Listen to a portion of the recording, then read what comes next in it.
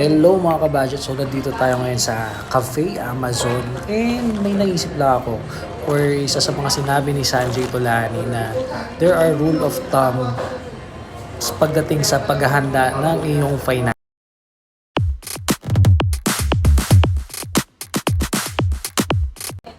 Okay, number one na rule of thumb when it comes to life insurance, it should be 10 times of your annual income. Kasi based on study, 10 years bago makarecover ang isang family na mawawala ng isang breadwinner.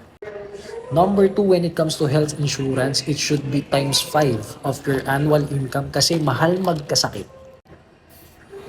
And number three, pagdating sa retirement fund, it should be 20% of your annual income na itatabi mo. And number four, educational fund, it should be 5% of your annual income ang naitatabi mo para sa mga edukasyon ng iyong mga anak. So kabudget, ikaw ba? Ano ba yung nasusunod